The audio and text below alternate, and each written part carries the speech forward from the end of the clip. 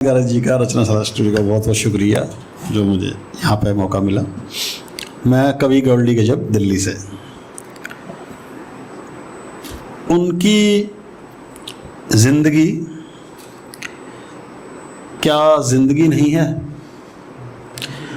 उनकी ज़िंदगी क्या ज़िंदगी नहीं है जिनके जा के नीचे नुक्ते वाली बिंदी नहीं है। वाह, बहुत बहुत बहुत बढ़िया। उनकी ज़िंदगी क्या ज़िंदगी नहीं है जिनके जा के नीचे नुक्ते वाली बिंदी नहीं है। वो शायर हमेशा शाह को सा ही बोलता है। वो शायर हमेशा शाह को सा ही बोलता है। उस दीवाने की आस्की क्या आशिकी नहीं है। वो शायर हमेशा शाह को सा ही बोलता है। उस दीवाने की आस्की क्या आशिकी नहीं है। तेरा मेरा को उस्ताद जी ने तेरा मेरा कर दिया। तेरा मेरा को उस्ताद जी ने तेरा मेरा कर दिया। सही होगा पर अक्सर लगा कि सही नहीं है। तेरा मेरा को उस्ताद जी ने तेरा मेरा कर दिया। सही होगा पर अक्सर लगा कि सही नहीं है। बुज़ुर्ग शायरों की सारी गज़लें दुरुस्ती होती हैं।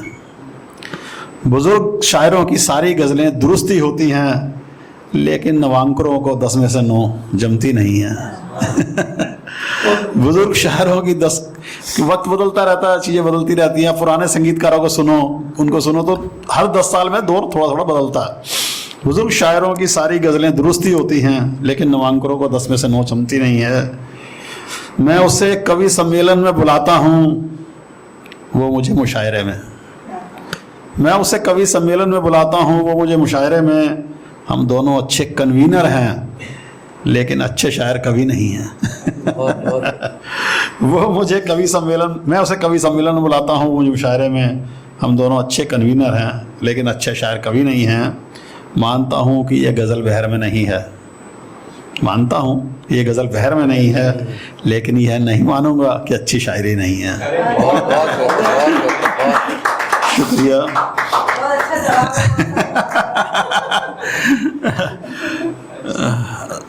तो एक मेरी रचना है, पढ़ाई लिखाई मेरे बस का रोग नहीं है।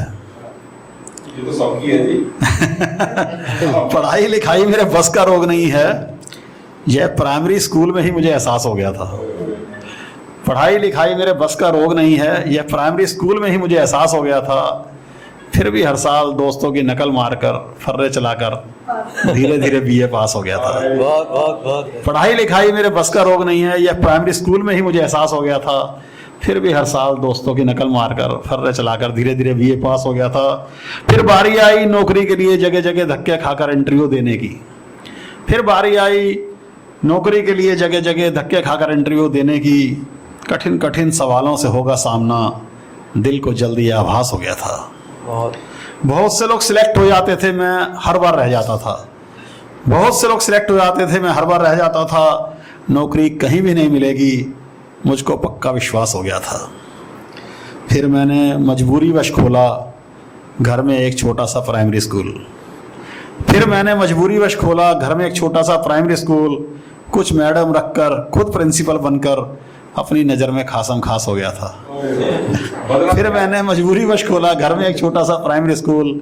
कुछ मैडम रखकर खुद प्रिंसिपल बनकर अपनी नज़र में खासम खास हो गया था। एक स्कूल से अनेक स्कूल कुछ ही सालों में मैंने बना दिए। एक स्कूल से अनेक स्कूल कुछ ही सालों में मैंने बना दिए। सफलतापूर्वक ब्रांच खोलने चलाने का अब मुझको अभ्यास हो गया था। बहुत एक स्कूल से अनेक स्कूल कुछ ही सालों में मैंने बना दिए। सफलतापूर्वक ब्रांच खोलने चलाने का मुझको अभ्यास हो गया था। चुनावों के दौरान मेरे स्कूल के कमरे बन जाते थे पोलिंग बूथ। चुनावों के दौरान मेरे स्कूल के कमरे बन जाते थे पोलिंग बूथ। इसी वजह से मेरा स्कूल राजनीतिक लोगों का आवास हो गया था। कुछ छोटे बड़े नेता भी मेरे साथ इस बिजनेस में पार्टनर बन गए।